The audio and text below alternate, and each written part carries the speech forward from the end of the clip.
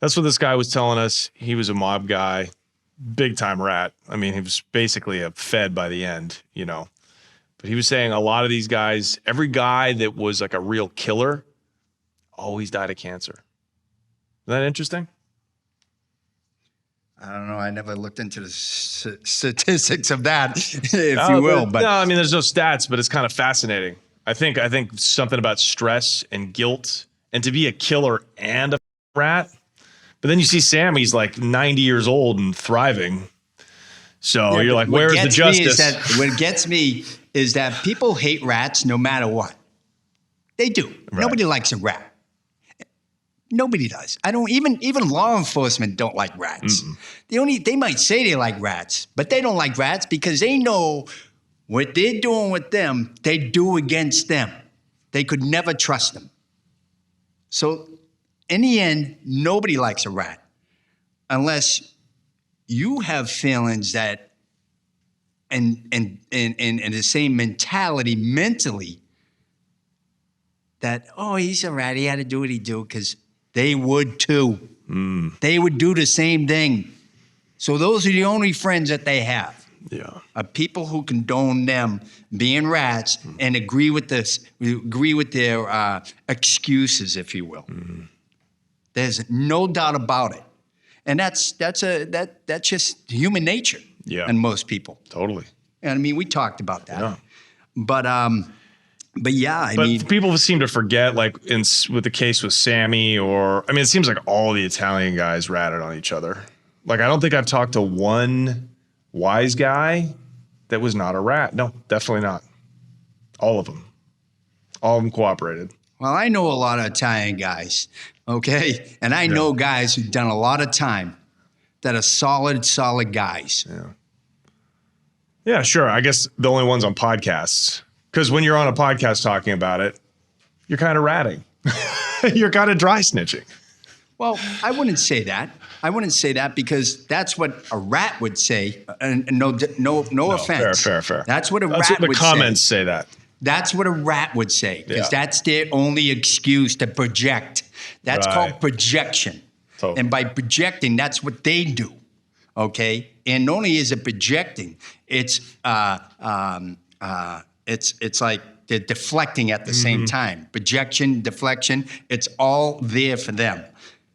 Again, why can't a guy who walked the walk like myself finally come out and speak after all that's said and done and taking the blows, taking the heat, and tell his story through the eyes of a solid guy? Everyone hears the rats. I was going to ask you that. That's a good segue. Why you wrote your book in 2006? It's almost 20 years ago. Why have you kind of waited until now to come out on podcasts and on, in the media? I'm going to be very honest with you. I didn't like social media at all, and I just didn't like it. It wasn't for me. Yeah.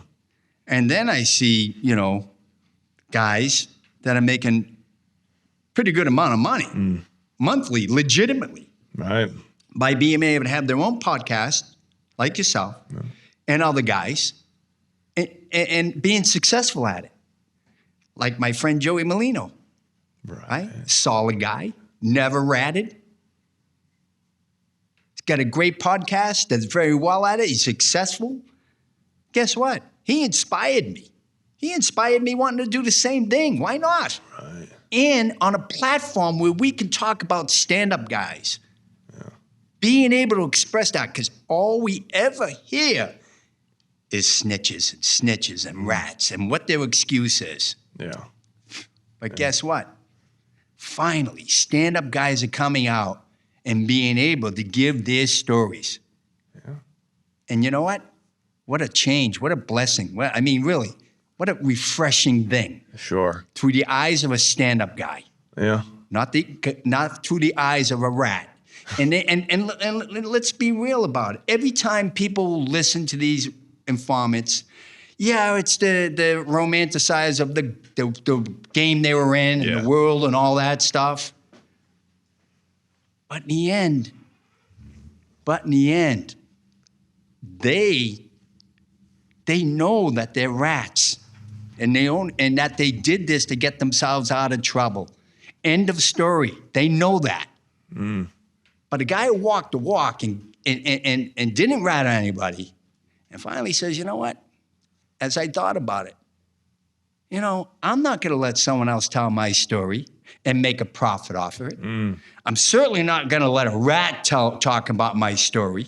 I'm going to talk about my own story and talk about me and what it is to be a solid guy and a stand-up guy. And that's so much more refreshing. And hearing it from somebody who's solid than from someone who isn't. Yeah. I definitely... In my perspective. Yeah, my I mean, opinion. I think this is kind of inside baseball, but I think I definitely understand where you're coming from. I think to get a larger audience, you got to kind of get out of that just one lane of like, hey, everybody's a rat, I'm not. Most people don't care about that. Most people look at the whole body of criminality in the underworld and say that's wrong. So who gives a who's 100%. cooperating? Yeah, that's what police are for. You have to have law enforcement. I understand that, but I think there's still a recognition of integrity. Yes. A recognition 100%. of integrity. Let's call it a spade a spade. And again, what I did wasn't right, but the integrity to take the punishment and the blows and never give up anybody. Yeah. That's the key. Yeah. Where the rats couldn't do that and wouldn't do that. Right. That's the difference. Thank you. But I'm glad you brought that up and said that. But at the same time, no, in that underworld, what you do isn't right. Everybody knows that. That should never be romanticized. Right. Well, we do it on this podcast. But every people episode. do it. Well, I get it. And people do it in general. Because it is fascinating. Because it is fascinating. Thank you. You lived a fascinating subculture that really is not around anymore. I mean, are there any Irish wise guys left in America, in Boston? I would say not, What about Charlestown? What is the difference? Charlestown's on like the north side of Boston. Charlestown's a smaller enclave, Irish enclave. Right. And they were well known for armed car robberies. Yeah, and yeah. they would wait at the bridge and just close the bridge down, knowing they were trying to get back to Charlestown with the money. Right. I mean, that's a joke, of course. Yeah, And well, not really, but yeah, they did do that. But at the same time, yeah, I mean, it's a small enclave, if you will. Did Whitey have a hand in Charlestown, or was that a different? They had their own crew over there. Yeah, they had their own crew over there. Yeah. But but if Whitey was to ask them or say something to them, they would respect it and honor it. Absolutely. Wow. Yeah, and it's. I suppose it's because he was such a murderer. Like he just ruled. He ruled through intelligence, but also fear, I think. Wouldn't you agree with that? Oh, 100%. 100%. Yeah. I mean, when he killed those guys to come up from the Winter Hill gang, I mean, the whole neighborhood knew.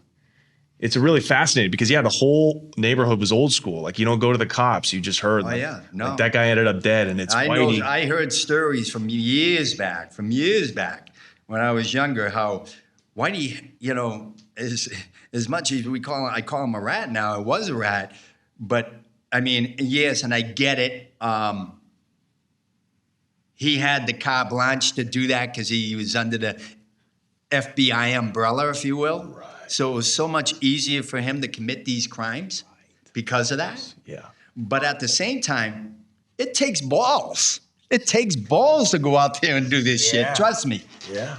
So that said, Whitey, during those days, he was seen walking in a snowstorm in downtown and Southie and on Broadway with a long trench coat on. And he wasn't holding, a pistol. From what I understand, it was a machine gun, a Tommy gun, if you will, like the old school days. Yeah. When he's already a boss. Yeah. The Irish, there's you guys definitely, I think it's a Catholic thing, but there's a reason a lot of Irish guys became cops. I think there is something about punishment, you know, and it kind of doesn't jibe totally with like the Irish criminals. Like it's this complete contradiction, you know. It's like on the one hand, you guys were the oppressed white people, right? Come from decade or centuries by the British. The dumb on them. Yeah, exactly. But then on the other hand, it's like the jobs you got when you first came to America, you were all cops. You all became cops. So I find it. Yeah, my uncle. That's the paradox. My uncle, God bless his soul. He used to say, "Oh boy." Now, mind you, yes, I'm Irish, all right. Yeah. But I am American. Yes, let's get that distinction made. But I am Irish American, and that's and in America, that's the Irish mob. First of all, and second of all, this distinction of saying you're Irish. Yes, I am Irish from my heritage and my blood from Europe. And sometimes people say, "Oh, you're not Irish, you're American." No, I'm Irish American. Let's get that. Let's get that straight. And you know what? We took a lot of the stuff from Ireland, from our forefathers, and we have that embedded in us. Oh yeah. The Irish Americans have that embedded in them. When it comes to St. Patrick's Day and celebrating, when it comes to, growing up and doing the Irish step dance with the girls and stuff like that, we had all that in Southie. Yeah. The total culture. Exactly. Culture. We had the Irish culture because we were Irish. Yeah. But then what happens is Irish guys get sick of Irish girls and they start having kids with Puerto Ricans, and then you just dilute the bloodline. You know what I mean? And that's the story of America. You took the words right out of my mouth. That's America, buddy, the melting pot. You dated shouldn't say this in front of your wife. She's lovely, but your girlfriend back in the day was Italian, I think. That is correct. Sicilian. Yeah. Yeah, that was that was heartbreaking to read in the book, what going to prison does to your loved ones. Do you think, did you want to have the top spot? Did you look at Whitey and say, I want to have that power someday, like before the arrest? Yes, absolutely, 100%. Wow. Yeah. Yeah. Yeah. But you see, it's not possible. I want to get back to the question you just asked me, and you said to me about, I have a beautiful wife now. I love my wife more than anything. I would step in front of a Mack truck for my wife. And I loved that girl too at that time because I was a young man. And when I was going through my trivialities, they brought her to a grand jury against me. Wow. And they wanted her to speak and tell me what she knew about me. We got over a lawyer through Tony Continelli because he couldn't represent her. I asked her, I said, is there anything, because I never told her anything, ever. I only did that to save herself. Yeah. Never. She could talk about rumors and words and all that, that's fine. But I knew what the federal government was doing then was bringing people into that grand jury and bringing them in without their lawyer there and bringing them into a side room and threatening them and saying, we're going to send you down. You're going down. Before they even went into the grand jury. Okay? That was the manipulating tool that they had. So dirty. But I knew about this. And I told that lawyer, I said, you take her by the hand like she's your child. She's your baby child in that court. And no one is to intimidate her. Whether they come up and look at her, one of these federal officers, or they're trying to pull her into a room. I know this is happening. I expect you to handle it to the best of your ability. He said, I will. But let me just go on further. The government doesn't know this. and I never talked about this before. If there was something that they could have pinned on her because of me, I would have pled guilty at that moment.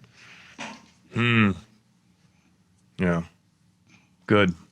I would have pled guilty at that moment. How many other guys and these guys that we're talking about would have done that? That had you been on your podcast, been on so many other podcasts, how many of them would have done that? Yeah. None of them. Yeah. They'd sell their mother down the drain to get off. Yeah. Or they use. I would have never let that. I gave my promise to her mom that I'd make sure she would always be safe. Yeah. And I meant that. And I did my job. She was safe. But just in case, I wasn't sure. If there was something, I would have pled guilty then. Yeah.